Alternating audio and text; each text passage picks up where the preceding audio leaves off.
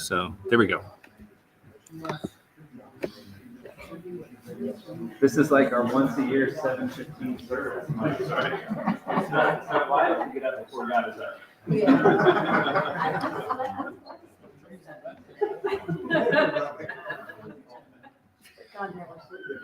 All right.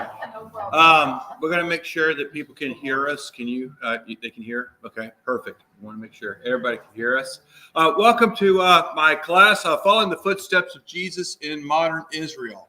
Obviously, this is pictures that I gathered while I was at the Holy Land with the Curtises, Zoe, Karen. We were all together. We joined a group with one of my friends from seminary in Oklahoma, and we all went together, and there's about 18 of us, and we had a really good time. So what I want to do is, just don't want the family, the Uncle Joe's slideshow, but what I'm going to try to do in this class is I would like to start with Jesus coming out of the Jordan. Okay, the beginning of his ministry, and then he goes into the wilderness, and then he comes back and he starts his ministry. And so that's where I'm going to go with this. As you know, one of the difficulties can be, and this is not Matthew, Mark, Luke, and John are not exactly parallel. And so it can make it a little difficult, like they may leave this story out, but add this one. Have two of these stories and not have one and the other. And so you'll see it where it's a little bit, I don't know, you may not even notice it. But I'm combining basically what I'm saying is all four Gospels to have some type of timeline to go by this. Obviously, not everything is going to line with it. And so we will have special times of talking about Masada, for instance, and looking at that. This will be a 4-week class, so we're not going to see everything today, but I hope you'll enjoy what we have today, and then we will just continue the story. And so we're going to continue the story through Lent and Holy Week and the Stations of the Cross that's there, seeing the Calvary, seeing the tomb. And then what I would like to do is in Advent is to do another series in which it shows the visitation, the shepherds, and going to all the way to Bethlehem. Okay, so we're going to go ahead and start with that. This is actually a beautiful picture of Sea of Galilee. This was taken actually from my hotel room, which darn poor me, right? And so it was one beautiful morning, and I just loved it. Every morning I would get up just as before the sun would get up. You just couldn't help it to go and look. And just to think about Jesus, this is where he really starts his ministry up here in the Lake of Galilee. This is where he's going to get gather his followers. This is where his miracles are going to happen. This is where he's going to be talking about the start of his ministry. And I'm going to talk about that in this. I do have some pictures. I also have some video. Depending on where I was at the time, we got very lucky to do video because we were the first 10 groups to go back to Israel in 2 years, which it's kind of ironic that Mark Hall, Deacon Mark Hall that came from here, was in the last group before COVID. And they were rushing them around to get them so they could get them out of Israel because everything was closing down very quickly. So it's kind of neat. He and I had a great conversation about it. So anyway, so we're going to start here. I want to show the Sea of Galilee, and we'll talk more about it. I don't want to tell you the whole thing right here, but okay, let's see. Come on.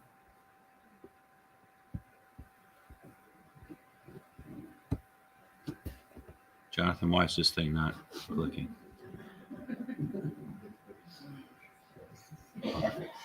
Hold on. Every time I always do it, it always. Let's see. Right, exactly. There we go. So now you just use the arrows. Okay, so where we're going to show, I was just showing you up here at Lake of Galilee. So you see in Lake Galilee, you see Tiberias, Nazareth, Cana, Capernaum, Bethsaida, all these places. This here, of course, is what? No. The river, the Jordan River, right? It goes down into the Dead Sea. And so anyway, looking at here, we have Jericho, Jerusalem, Bethlehem. We're getting ready to look at that. But I kind of just want to give you a general idea of where we're going to be walking. Jesus walked up and down all of this. So before we get started, I want to talk about a couple things and give a little bit of a background, because this question comes up every time in one of my classes that I've done before of just talking about archaeology, et cetera, in Jerusalem. And that is, how do we know? How do you know that that's the spot? How do you know that that's where Jesus was? How do you know that he walked there? Well, basically, one of the things that we have is the Bible, talking about the Bible, but we go a little bit further, because as Dr. Jones always said, X never, ever marks the spot, right? Remember this? But then he found out himself, well, X marks the spot. In archaeology, they taught in our classes that always be wary when something they have found goes identical with the Bible story, or somebody tells you that, or the flip side, it has absolutely nothing to do, because it's always in between. So that's what we're going to look at. So this, for instance, in Search for Jesus, what has happened is it all started with searching for the true cross. And so obviously people are still living in Israel. They're still living, and word is starting to get out. Christianity is slowly starting to happen. People in that area are talking about it. But it all starts with this. And who is that? Constantinople. Caesar? All right, okay. No, it's Caesar, but he's the first Christian emperor. Constantine, right? Constantine, the town of Constantinople. All right. So Constantine is now a Christian. He's the first Roman to become one, or emperor to become one, not first Roman. First emperor to become one. And because he does, he allows these areas now to become Christian without persecution. This is huge, because people have been having to hide being a Christian for quite a while. One of the people who becomes a Christian, and this is like the couple of sentences on Cliff Notes. Okay, we won't go into all of this, but is his mom, Helena. And so Helena has a dream or a vision of finding the true cross in Israel. And so she ends up talking to Constantine. They end up giving her lots and lots of money. It takes several weeks. They finally get to the Holy Land. She wants to find the true cross. She wants to find these other sites and where they look. She also wants to follow the Via Rosa, or the footsteps of Jesus. And she's giving money to the poor. She's giving money to help churches start to build and rebuild. And there she's also now asking locals. Her team is out there asking locals, do you know where the true cross is? And then they're going to ask more questions. Where is the tomb? Where is it? So they were hoping that locals would understand it. Now, saying this, they're for St. Helena.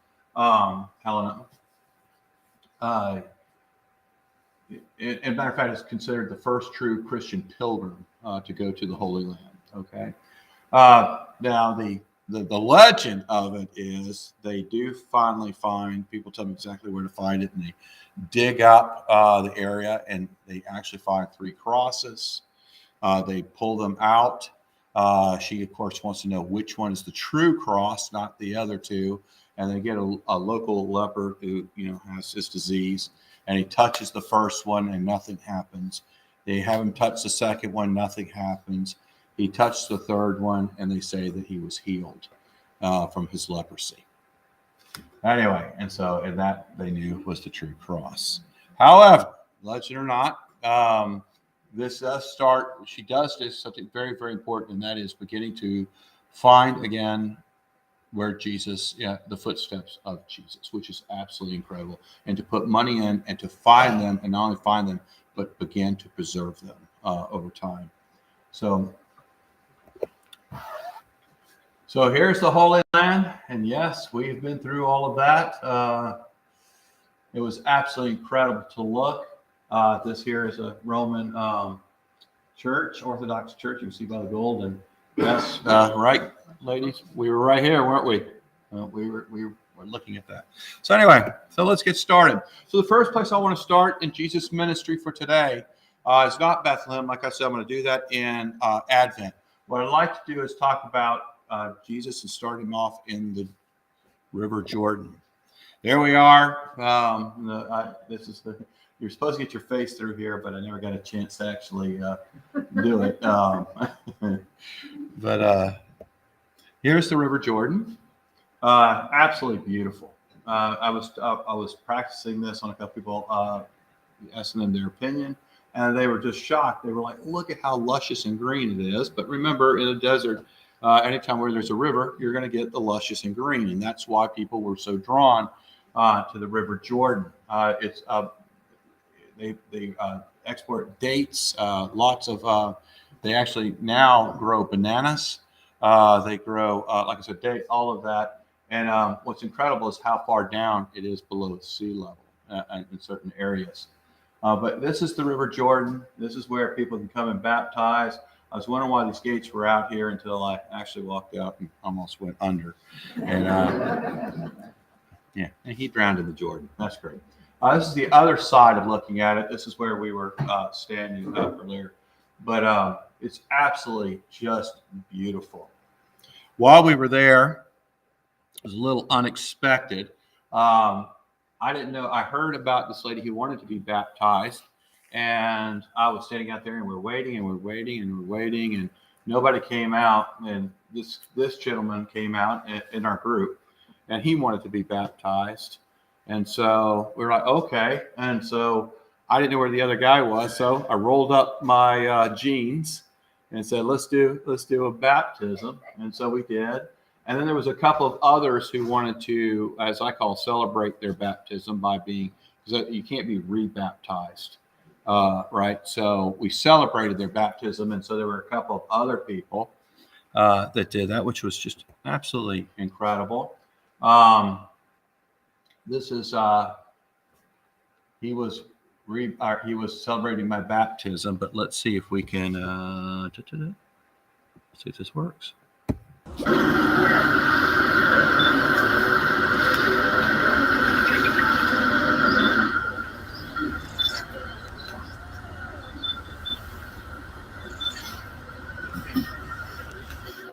So blessed him in the River Jordan. So I thank John Curtis for taking that video. I did not know it was happening, but I do remember going, I wish somebody had taken video of this. But anyway, so it was like trying to baptize Chewbacca. This guy was so tall. Like 6'5" or something. You're like, when you see me, I'm 6'1". When you see me like this, you're tall. All right, come on. And that's actually my original quest was two. One was to get Jordan water for Holy Trinity, which we did. We got 4 bottles for Holy, because we put a drop in for the baptisms here.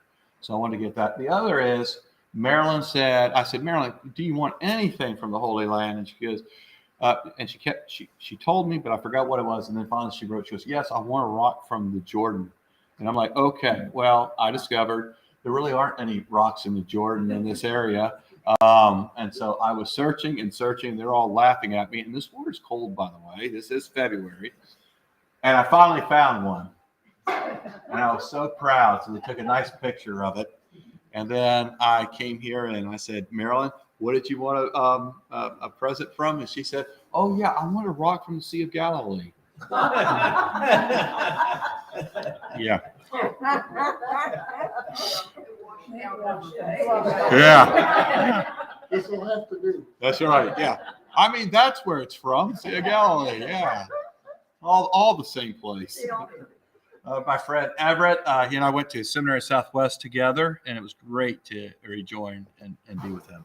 So after the Jordan, what happened? Jesus goes to be tempted. Remember that? And so what I want to show, and I'm going to actually have a video of it, is the, I wish I had something taller than this, but there we go. Yeah, I need a pointer.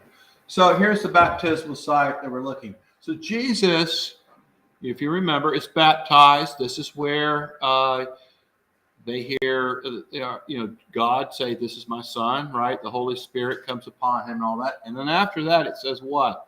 He has to go to the wilderness. As a matter of fact, the word is really hurled. But anyway, but he takes a nice walk. And here he'll take a walk, and he'll go through Jericho up to these mountains. They call them mountains. They're really hills compared to the ones that we have here, but they are the closest you can get to mountains. And so he goes up to the mountain to be tempted. I had to show you this because this is where we ate. I love the name of it, Temptation Restaurant. Jesus didn't see this, I guess, and then I kept walking by.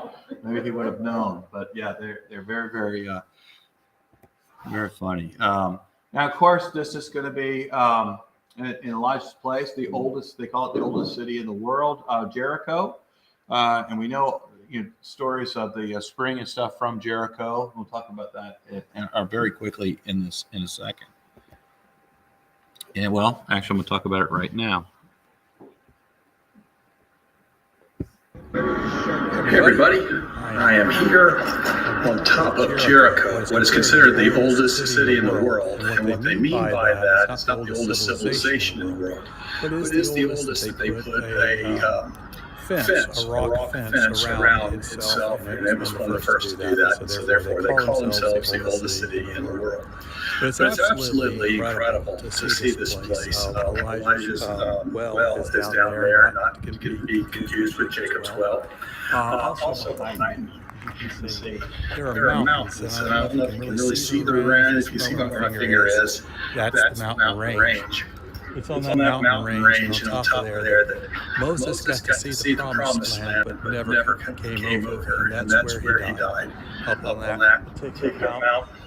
Another piece of it is that Jesus was baptized down in the Jordan, and as we all know that story, and after he was baptized in the Jordan, what happened?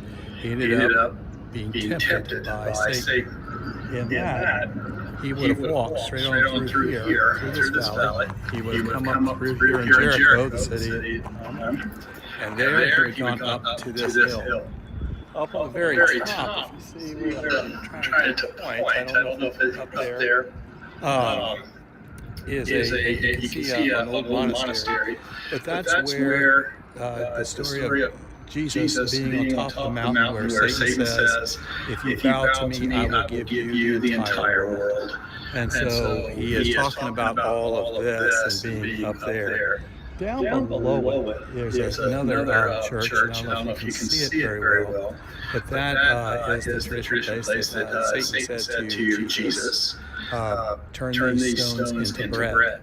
And so, of course, he says no to both of them. The third temptation, of course, is in Jerusalem, and we're going to see that later. But anyway, absolutely beautiful. You can see up there the caves before Jericho started, where that's where tribes lived at a time, or gatherings of people that would hunt down here but live up there. So again, just to give a reference to it here in Jericho, is you have the mountain range of Moses. You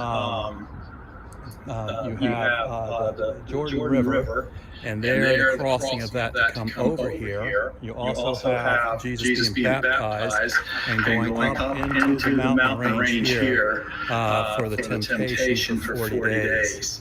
And of course, this is Jericho itself, and as you know, the walls came down after passing round and round with the horns and tambourines and all of that. They've never actually gotten down that far to Jericho. It's very far down. There's lots of tell. This is a tell, so there's lots of civilizations that have been on top of each other, and they continue to work on it. But one of the towers of that time, of course, is right here. You can see how far down it goes, and that was a water tower. Right, a tower on top, and then water. I don't know, I don't want to drop my phone, but you can see way down there where they try to do it like this, sorry, down there, where they also worked. It shows you how far the civilization is and the different walls that you can see. Well, anyway, this is Jericho, and I'm glad y'all are continuing to walk with me, and let's go see something else. Blessings. So I do apologize. I one take, no script. So I was trying through memory of doing that. And so when just a couple things to talk about is a tell. When I was talking about a tell is a civilization over a civilization. Israel is very famous for this. If a area was attacked and finally burnt down to the ground, bring in dirt, they put it over, and they would build a new society. And there, when that happens, they would do it again because it was important to be in the area they were at. And so, again, what I was talking about real quick is when they began, they would live up here in this area, and they would hunt down, and they would also grow their stuff here. And then, of course, the civilization started to build until you had a walled city, is what I was really trying to say, not a fence, but a walled city. And that's why they consider themselves the oldest civilization or the oldest city in the world. They're the first to actually put that around them. And so you can see today it is actually still agriculture. See where they're making dates right here with all the trees and et cetera. So yeah, it's amazing how you go from lush to immediately into the desert, right? So when you hear that Jesus was put in the wilderness, that's what they're talking about. No, we don't want to hear from you again. Let's see, all right, so yeah, here's a better picture. So again, what I was trying to talk about is way out up here is that mountain range.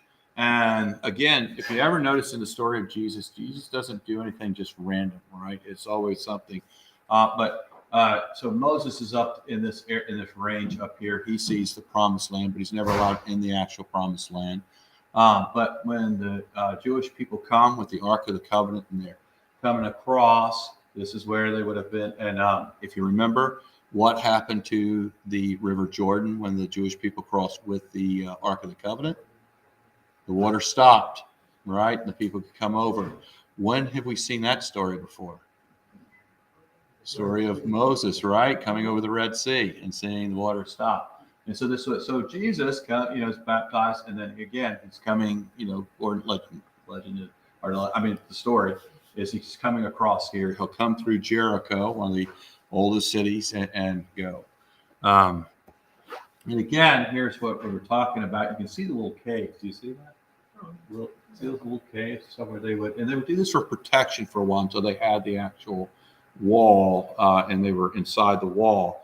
But before that wall, they would live up here. Remind me a little bit of the Flintstones, and they would do their crops and hunting down below.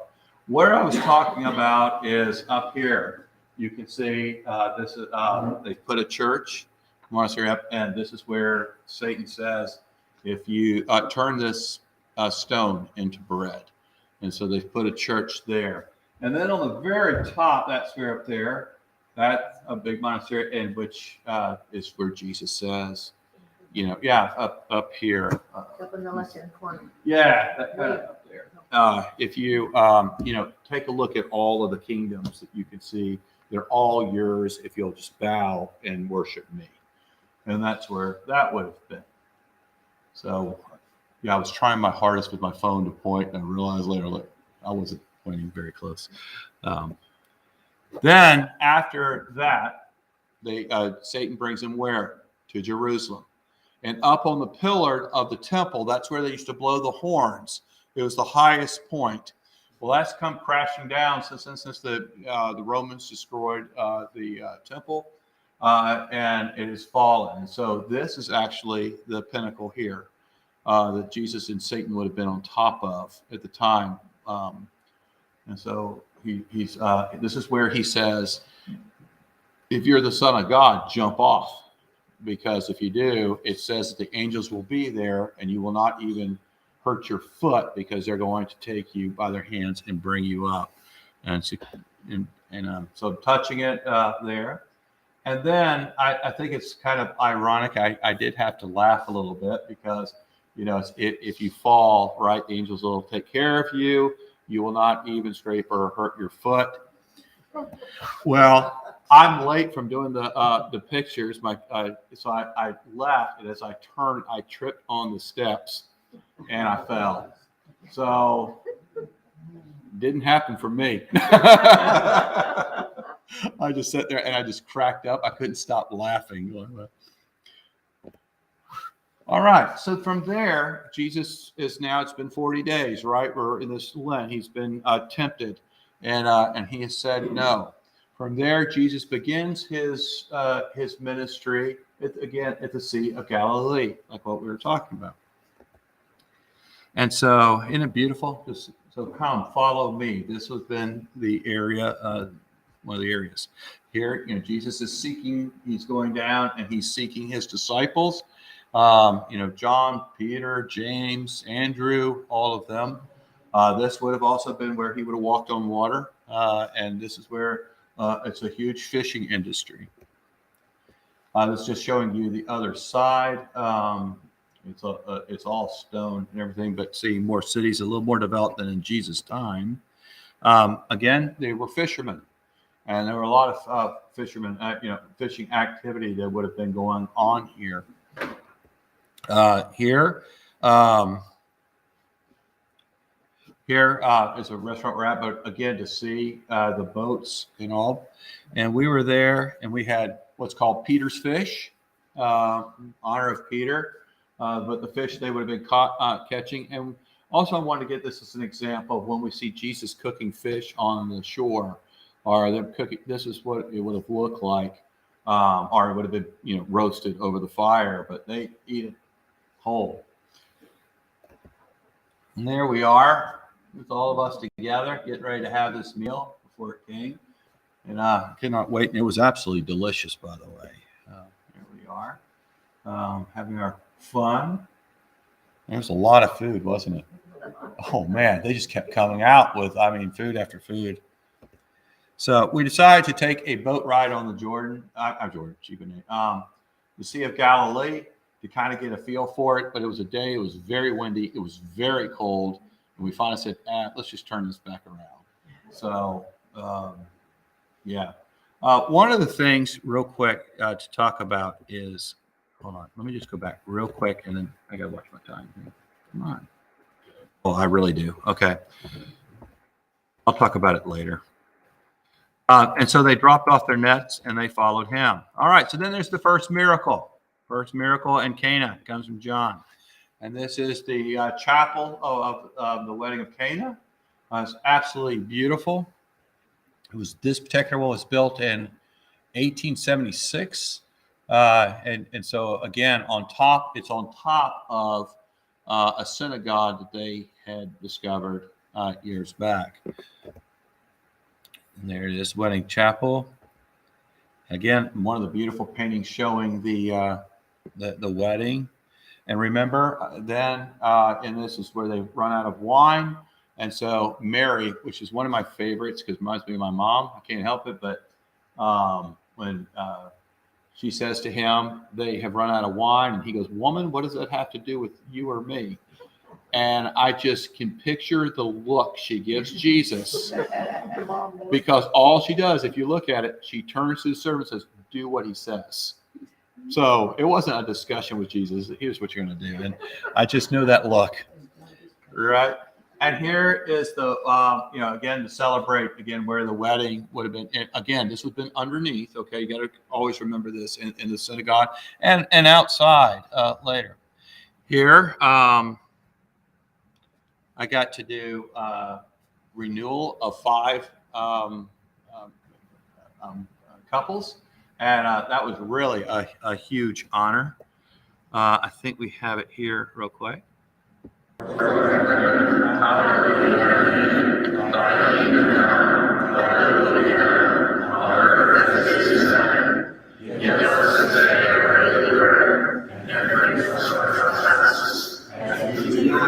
Back there.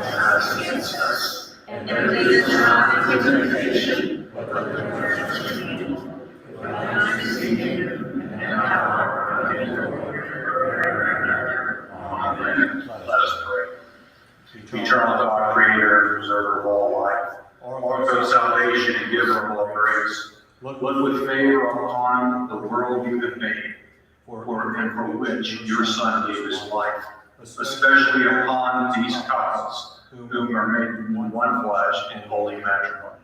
Give them wisdom and devotion in the ordering of their common life, that each may be to the other a strength in need, a counselor in blessing, and comfort in sorrow, and a companion in joy. Give them grace, that when they hurt one another, to recognize and acknowledge their fault, gentlemen, and to seek and each other's forgiveness and yours. Make their lives together a sign of Christ's love to this sinful and broken world, that unity may overcome estrangement, forgiveness, and gives. I didn't want to go on too long. So it was actually a real honor to be able to do that. At this wedding time. There's my couples. So hopefully they have strengthened our own Janie and John. I had to finally tell them get a room. And then this is one of the for water purification. It was downstairs where Jesus would turn water into wine. They did actually, when they did the excavation of this, they did find some down there, and it's showing that it's also a synagogue. And so again, on top of it, it's built. Somebody asked me when I was showing this how big it is. So they would have looked like that. Again, water for purification, for purifying themselves before they go into the synagogue. You can see actually the outcropping back there. Do you see that? That would be the synagogue at that time. This picture, I'm sorry that Zoe is not here. I was looking at different pictures, and I love this one. And the reason is you see Zoe, but doesn't it look like someone next to her? And it's the brick, the rock in it. It's like kind of weird. Awesome. And there's Janie in front of the church. So Capernaum, center of Jesus' ministry. Again, this is what I'm talking about. So now we're going to go up to Capernaum. Jesus has now walked from down here, the wedding of Cana, right? And he's gone up. And now he's already looked for his people. He's already found them. He went down Cana, then he's coming back up now. And now he's in Capernaum. If you remember, he went to Capernaum. He went to Nazareth first, and he read, and they didn't like him, did they? And so they about threw him off a cliff. And so he ends up going to Capernaum. There it is, the town. And there they are, front of the sign. This is Jesus. Jesus, it talks about taught in the synagogue. And we hear of him doing this, and he actually does one of his miracles with a demon here. And this is where also he starts to read, and people are like, where does he get this authority? How does he speak with authority? They're actually really impressed at the time. And so there he is. And again, he teaches with authority, and he's also going to take care of an unclean spirit.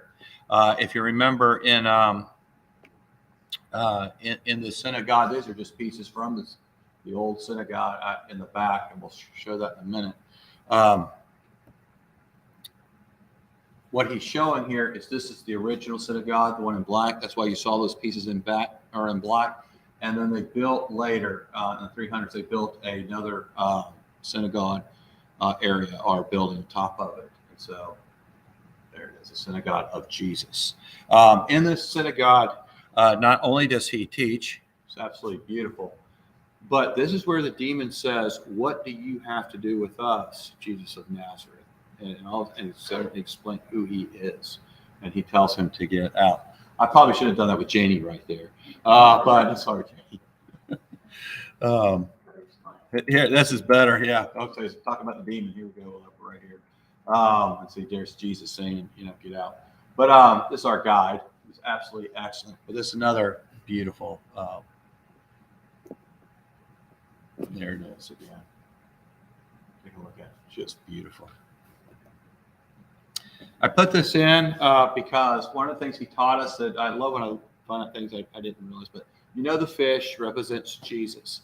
He was talking about at the time when it was still illegal to talk about being a Christian, and talk that if you were talking to somebody and you kind of felt like, hey, you know, maybe we have this connection, one would just draw a line, and then the other would draw the other line, and they would make a fish, letting them know they're both Christian. But if they had to go to court, they never said they were. So it was really kind of cool. These are some pieces from the original synagogue. Isn't that gorgeous? I'll go back to this one. Look at that. The menorah. And then also, where the synagogue is right across, is Peter's house. Well, they had the person who took care of the synagogue and all that, and then from there you saw Peter's house. This is where Jesus heals Peter's mom. There's a sign, if you can see, outside that synagogue. It has St. Peter's house. And this is where it's at. There's actually another church on top of it. We did not get to go in because they just came. They slammed the doors on us because it was they were getting ready to have a service, and we did not get in. But if we got up there, you can see down into, and where I'm talking about is you see all this. See how it's like that? See all this? This is Peter's house. Okay, so Peter would have lived inside. This is also the place where they believe the man with paralysis. You remember the friends who dropped their friend down because the crowd was so big they couldn't get him in, and so they put him in. Now, look, this is okay. I think it's pretty cool. So this is Peter's house. Okay, so this is where you see those rocks that we were talking about a minute ago. This would, depending on how wealthy you are, you would have courtyards where people inside could gather, and then you would have rooms. And the wealthier you are, the more rooms you would have on the outside for your grandkids and your children, and it would grow on and on. But over here, if you notice, on this upper right or left area, there's a door entrance on its own. And that's where a guest would stay, so they could come in and out. What they said in that story is that the house here would have had logs on top of it as much as possible to kind of keep the roof sealed and all that. But for the guest, they would have thatch. That way they could change it out and make it always fresh, and it's nice for the guest. And so they said they would have been able to put the man through here, but they can't put it through thatch. Now, what's the name of the guest room on the end of the house? It's called an inn. There's no room at the inn. So it doesn't have to be a hotel. It could have been at the guest room of somebody's home.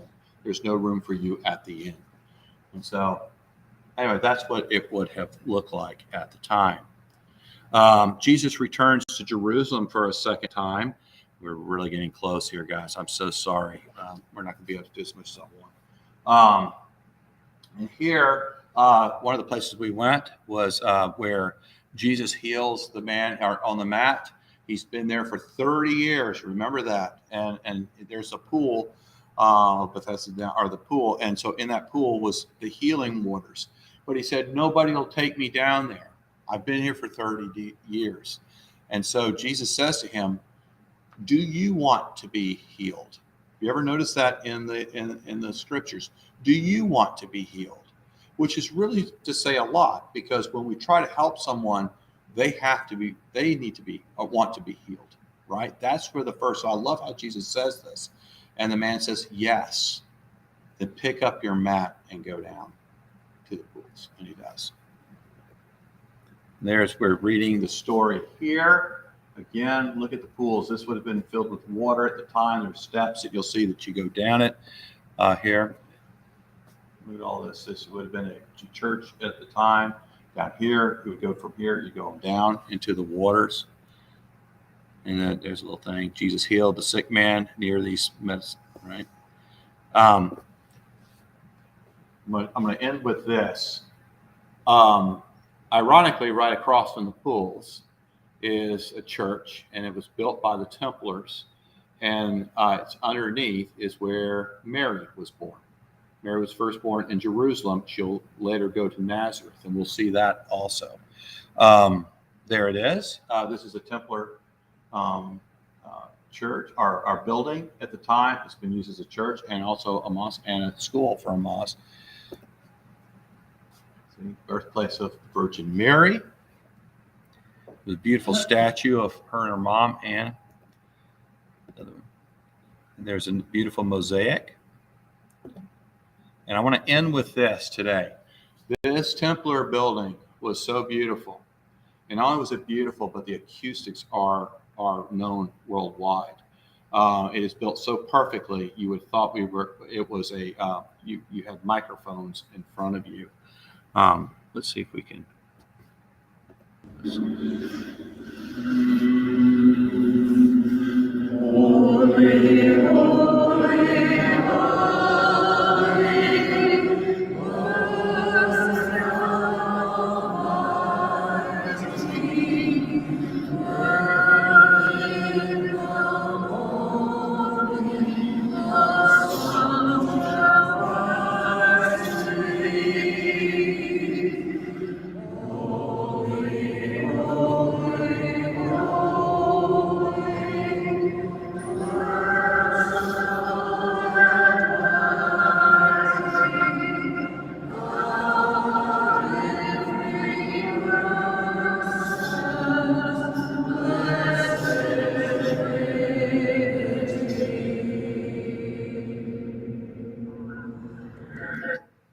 I will tell you that did not do justice to the actual sound that was there. It's the best we could get with a telephone. I don't sing, but I in this I wanted to. It's the only place in the world that I've ever sound good. But it does. Doesn't it sound like we had a sound system with us and we didn't? And we're not loud either. And yet it would surround the entire, you could hear from all sides. And even at the end, you hear it's like, oh, wow. I mean, we're like, all of us are shocked just how good it came. So since it is 10:15, I'm going to have to end it here. I had a couple more places to go. That's okay. If you guys come back next week, we're going to see more. We've now seen the temptation and all of that. And we've seen now the pools. And we will, and there they are. But next week, we will start with the Mount of the Beatitudes and Jesus feeding the 5,000 and all of that. Okay? Well, God bless y'all and have a great week. Thank you. Thank you. In the church where all these statues and mosaics and gigantic